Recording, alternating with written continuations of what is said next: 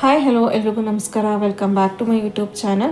So ಇವತ್ತಿನ recipe ಬ್ಲಾಗಲ್ಲಿ ಒಬ್ಬಟ್ಟಿನ ಸಾರನ್ನ ಯಾವ ರೀತಿ ಮಾಡ್ಕೋಬೋದು ಅನ್ನೋದನ್ನು ವಿಡಿಯೋ ರೆಸಿಪಿ ಶೇರ್ ಮಾಡ್ತಾ ಇದ್ದೀನಿ. ಸೊ ಒಬ್ಬಟ್ಟು ಮಾಡಿದಾಗೆಲ್ಲ ಯೂಶಲಿ ಎಲ್ಲರ ಮನೇಲೂ ಕೂಡ ಒಬ್ಬಟ್ಟಿನ ಸಾರನ್ನ ಕಾಮನಾಗಿ ಮಾಡ್ತೀವಿ. ಸೊ ನಮ್ಮ ಮನೇಲಿ ಯಾವ ರೀತಿ ಒಬ್ಬಟ್ಟಿನ ಸಾರನ್ನ ಪ್ರಿಪೇರ್ ಮಾಡ್ಕೊಳ್ತೀವಿ ಅಂತ ಹೇಳಿ ವಿಡಿಯೋ ಮುಖಾಂತರ ನಾನು ಶೇರ್ ಮಾಡ್ತಾ ಇರೋದು.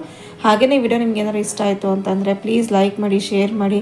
ಹಾಗೆ ಇನ್ನೂ ಕೂಡ ಹೊಸದಾಗಿ ಚಾನಲ್ನ ನೋಡ್ತಿರೋರು ಇನ್ನೂ ಕೂಡ ಸಬ್ಸ್ಕ್ರೈಬ್ ಆಗಿಲ್ಲ ಅಂತಂದರೆ ಪ್ಲೀಸ್ ಸಬ್ಸ್ಕ್ರೈಬ್ ಮಾಡಿ ಅಂತ ಹೇಳ್ತಾ ಒನ್ಸ್ ಅಗೇನ್ ವೆಲ್ಕಮ್ ಬ್ಯಾಕ್. ಹಾಗೆ ಸ್ಕಿಪ್ ಮಾಡ್ದಲ್ಲೇ ವಿಡಿಯೋನ ಕೊನೆ ತನಕ ನೋಡಿ.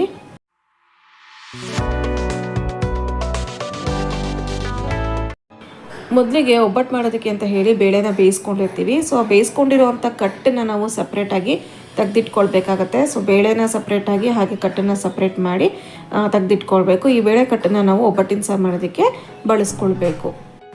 ಒಬ್ಬಟ್ಟಿಗೆ ಅಂತ ಹೇಳಿ 1 kg ಅಷ್ಟು ಬೇಳೆನ ಬೇಯಿಸ್ಕೊಂಡಿರುವಂಥ ಕಟ್ಟನ್ನು ಇವಾಗ ಒಂದು ಪಾತ್ರೆಗೆ ನಾವು ಫಿಲ್ಟರ್ ಮಾಡ್ಕೊಳ್ತಾ ಇದ್ದೀವಿ. ಸೊ ಈ ಕಟ್ಟಿಗೆ ಆಗುವಷ್ಟು ಮೆಷರ್ಮೆಂಟಲ್ಲಿ ಎಷ್ಟೆಷ್ಟು ಕ್ವಾಂಟಿಟಿ ಬೇಕಾಗುತ್ತೆ ಅಂತ ಹೇಳಿ ಒಬ್ಬಟ್ಟಿನ ಸಾರಿಗೆ ಸಪ್ರೇಟಾಗಿ ತೋರಿಸಿರೋದು. ಬಟ್ ಕಟ್ಟು ಎಷ್ಟಿದೆ ಅನ್ನೋದ್ರ ಮೇಲೂ ಕೂಡ ನಾವು ಹಾಕೊಳ್ಳೋವಂಥ ಐಟಮ್ಸ್ ಎಲ್ಲ ಡಿಪೆಂಡ್ ಆಗಿರುತ್ತೆ. ಅಂದರೆ ಎಷ್ಟೆಷ್ಟು ಹಾಕ್ಕೊಳ್ತೀವಿ ಅನ್ನೋದನ್ನು ನೋಡಿ ಹಾಕ್ಕೊಳ್ಬೇಕು. ಮೊದಲಿಗೆ ಇಲ್ಲಿ 1 ಗೆಡ್ಡೆಯಷ್ಟು ಈರುಳ್ಳಿ, ಹಾಗೆ 1 ಗೆಡ್ಡೆಯಷ್ಟು ಬೆಳ್ಳುಳ್ಳಿ, 2 ಟೊಮೆಟೊ, ಹಾಗೆಯೇ ಬ್ಯಾಡಗೆ ಮೆಣಸಿನ್ಕಾಯಿ ಮತ್ತು ಮೊಣ್ಕಟ್ಟು ಮೆಣಸಿನ್ಕಾಯಿನ ತೊಗೊಂಡಿರೋದು. ಖಾರಕ್ಕೆ ಮೊಣ್ಕಟ್ಟು ಮೆಣಸಿನ್ಕಾಯಿ ಒಂದು 5 ರಿಂದ 6, ಹಾಗೆ ಬ್ಯಾಡಗೆ ಮೆಣಸಿನ್ಕಾಯಿ ಕಲರಿಗೆ ಬರುತ್ತೆ ಅದು ಕೂಡ ಒಂದು 5 ರಿಂದ 6 ಮೆಣಸಿನ್ಕಾಯಿ ತೊಗೊಂಡಿರೋದು.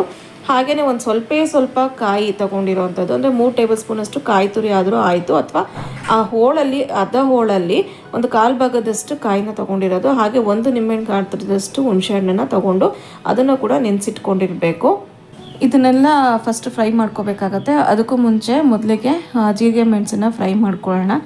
ಅದಕ್ಕೆ ಇವಾಗ 3 ಟೇಬಲ್ ಸ್ಪೂನಷ್ಟು ಜೀರಿಗೆ, ಹಾಗೆ 1 ಟೇಬಲ್ ಸ್ಪೂನಷ್ಟು ಮೆಣಸನ್ನು ಹಾಕಿ ಮೊದಲಿಗೆ ಡ್ರೈ ಫ್ರೈ ಮಾಡ್ಕೋಬೇಕು.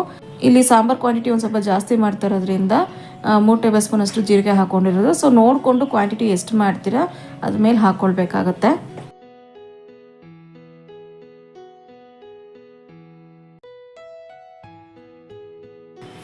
ಜೀರಿಗೆ ಮೆಣಸನ್ನು ಡ್ರೈ ಫ್ರೈ ಮಾಡಿಕೊಂಡು ಸಪ್ರೇಟಾಗಿ ತೆಗೆದಿಟ್ಕೋಬೇಕು. ಇವಾಗ ಅದೇ ಕಡೆಗೆ ಒಂದು ಸ್ವಲ್ಪ ಎಣ್ಣೆ ಹಾಕಿ ನಾವು ತೊಗೊಂಡಿರುವಂಥ ಈರುಳ್ಳಿ, ಬೆಳ್ಳುಳ್ಳಿ, ಹಾಗೆ ಕಾಯಿ ಇದಿಷ್ಟನ್ನು ಹಾಕಿ ಚೆನ್ನಾಗಿ ಫ್ರೈ ಮಾಡ್ಕೋಬೇಕು. ಚೆನ್ನಾಗಿ ಈರುಳ್ಳಿ ಬೆಳ್ಳುಳ್ಳಿ ಫ್ರೈ ಆದಷ್ಟು ಸಾಂಬಾರಿಗೆ ತುಂಬಾ ಟೇಸ್ಟ್ ಕೊಡುತ್ತೆ. ಈರುಳ್ಳಿ ಬೆಳ್ಳುಳ್ಳಿನ ಗೋಲ್ಡನ್ ಬ್ರೌನ್ ಬರೋ ತನಕ ಚೆನ್ನಾಗಿ ಫ್ರೈ ಮಾಡಿಕೊಂಡು ನಂತರ ಇದಕ್ಕೆ ಇವಾಗ ಮೆಣಸಿನ್ಕಾಯಿನ ಹಾಕೋಬೇಕು. ನಾನಿಲ್ಲಿ ಬಾಡಿಗೆ ಮೆಣಸಿನ್ಕಾಯಿ ಹಾಗೆ ಮೊಣ್ಕಟ್ಟು ಮೆಣಸಿನ್ಕಾಯಿನ ಹಾಕ್ಕೊಳ್ತಾ ಇರೋದು. ಸೊ ಇದಿಷ್ಟನ್ನು ಹಾಕಿ ಇದ್ರ ಜೊತೆಗೇ ಚೆನ್ನಾಗಿ ಫ್ರೈ ಮಾಡ್ಕೊಳ್ಳಿ.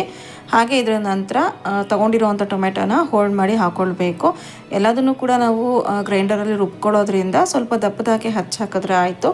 ಅದ್ರ ಜೊತೆಗೆ ಸ್ವಲ್ಪ ಕೊತ್ತಂಬರಿ ಸೊಪ್ಪನ್ನು ಹಾಕಿ ಚೆನ್ನಾಗಿ ಇನ್ನೊಂದು ಸತಿ ಫ್ರೈ ಮಾಡಿಕೊಂಡು ಫ್ಲೇಮನ್ನು ಆಫ್ ಮಾಡ್ಕೋಬೇಕಾಗತ್ತೆ, ಅಥವಾ ಸಪ್ರೇಟಾಗಿ ತೆಗೆದಿಟ್ಕೊಳ್ಬೇಕು.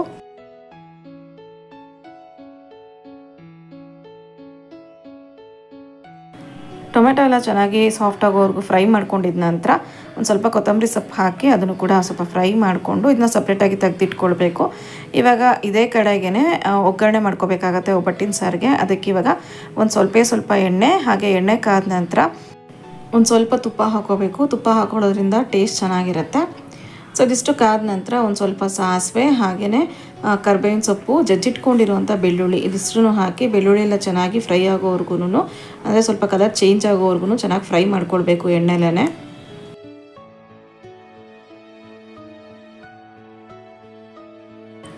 ಎಳೆ ಕರ್ಬೇವಿನ ಸೊಪ್ಪಿಂದು ಕಡ್ಡಿ ಸಿಕ್ಕಿದ್ರೆ ಈ ರೀತಿ ಹಾಕಿ ಫ್ರೈ ಮಾಡ್ಕೊಳ್ಳಿ. ಆ ಫ್ರ್ಯಾಗ್ರೆನ್ಸ್ ತುಂಬಾ ಚೆನ್ನಾಗಿರುತ್ತೆ ಸಾರಿಗೆ. ಒಂದು ಈರುಳ್ಳಿನ ದಪ್ಪದಾಗಿ ಹಚ್ಚಿ ಹಾಕೋಬೇಕು. ಸೊ ಅದನ್ನು ಕೂಡ ಫ್ರೈ ಮಾಡಿಕೊಂಡು ಲಾಸ್ಟಲ್ಲಿ ಕೊತ್ತಂಬರಿ ಸೊಪ್ಪನ್ನ ಹಾಕೋಬೇಕಾಗತ್ತೆ. ಯಾವುದೇ ಸಾರಿಗಾದರೂ ಈ ರೀತಿ ಒಗ್ಗರಣೆ ಚೆನ್ನಾಗಿ ಮಾಡಿಕೊಂಡ್ರೆ ಸಾರಿಗೆ ಟೇಸ್ಟ್ ತುಂಬ ಚೆನ್ನಾಗಿರುತ್ತೆ. ಸೊ ಇಷ್ಟು ಹಾಕಿ ಚೆನ್ನಾಗಿ ಫ್ರೈ ಮಾಡ್ಕೊಂಡಿದ್ದ ನಂತರ ಸಾಂಬಾರಿಗೆ ಒಗ್ಗರಣೆ ರೆಡಿ ಆಗುತ್ತೆ.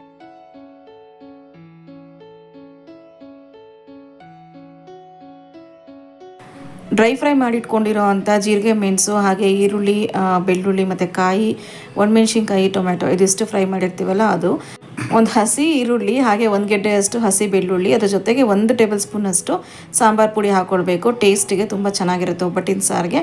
ಸೊ ಇದಿಷ್ಟನ್ನು ಫ್ರೈ ಮಾಡಿ ಇಟ್ಕೊಂಡಿರ್ತೀವಲ್ಲ ಅದ್ರ ಜೊತೆಗೆ ಸೇರಿಸ್ಕೊಂಡು ಒಟ್ಟಿಗೆ ಗ್ರೈಂಡರಲ್ಲಿ ರುಬ್ಕೊಳ್ಬೇಕು.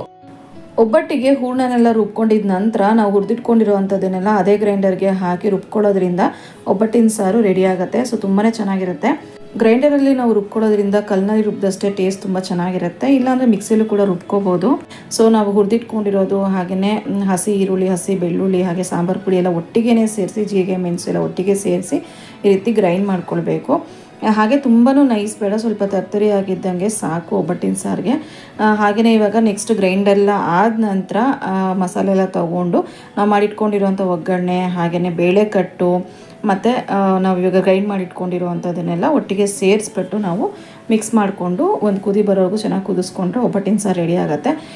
ಇದೆಲ್ಲದನ್ನು ಮಿಕ್ಸ್ ಮಾಡ್ಕೊಂಡಿದ ನಂತರ ಸಾಂಬಾರು ಕುದಿಯುವಾಗ ಒಂದು ಉಂಡೆ ಅಷ್ಟು ನಾವು ಹೂರ್ಣನ, ಅಂದರೆ ಒಬ್ಬಟ್ಟಿಗೆ ಮಾಡ್ಕೊಂಡಿರುವಂಥ ಹೂರ್ಣನ ಸೇರಿಸೋದ್ರಿಂದ ಒಬ್ಬಟ್ಟಿನ ಸಾರು ಟೇಸ್ಟು ಇನ್ನೂ ಕೂಡ ಜಾಸ್ತಿ ಆಗುತ್ತೆ. ಹಾಗೆ ತುಂಬಾ ಚೆನ್ನಾಗಿರುತ್ತೆ, ಖಂಡಿತವಾಗ್ಲೂ ಇಷ್ಟಪಟ್ಟು ತಿಂತೀರಾ. ಸೊ ಇದೇ ರೀತಿಯೇ ಒಬ್ಬಟ್ಟಿನ ಸಾರನ್ನ ಮಾಡ್ಕೊಂಡು ನೋಡಿ. ಹೇಗಿದ್ದು ಯುಗಾದಿ ಹಬ್ಬ ಬರ್ತಿದೆ, ಸೊ ಒಬ್ಬಟ್ಟಿನ ಸಾರು ರೆಸಿಪಿನ ತುಂಬಾ ಈಸಿಯಾಗಿರೋವಂಥ ರೆಸಿಪಿನ ಶೇರ್ ಮಾಡಿದ್ದೀನಿ. ನಮ್ಮನೆ ನಾವು ಇದೇ ರೀತಿಯೇ ಮಾಡೋದು. ವಿಡಿಯೋದಲ್ಲಿ ತೋರಿಸಿರುವಂಥ ರೀತಿಯಲ್ಲಿ ಒಂದ್ಸತಿ ಒಬ್ಬಟ್ಟಿನ ಸಾರನ್ನ ಟ್ರೈ ಮಾಡಿ ನೋಡಿ, ಖಂಡಿತವಾಗ್ಲೂ ಇಷ್ಟ ಆಗುತ್ತೆ ಅಂತ ಹೇಳ್ತಾ, ಸೊ ಈ ಒಂದು ವಿಡಿಯೋ ನಿಮ್ಗೆ ಏನಾರು ಇಷ್ಟ ಆಯಿತು ಅಂತಂದರೆ ಪ್ಲೀಸ್ ಲೈಕ್ ಮಾಡಿ, ಶೇರ್ ಮಾಡಿ, ಹಾಗೆ ಇನ್ನೂ ಕೂಡ ಸಬ್ಸ್ಕ್ರೈಬ್ ಆಗದಲ್ಲೇ ನೋಡ್ತಿರೋರು ಪ್ಲೀಸ್ ಸಬ್ಸ್ಕ್ರೈಬ್ ಮಾಡಿ ಅಂತ ಹೇಳ್ತಾ, so meet in the next vlog. Until then thanks for watching.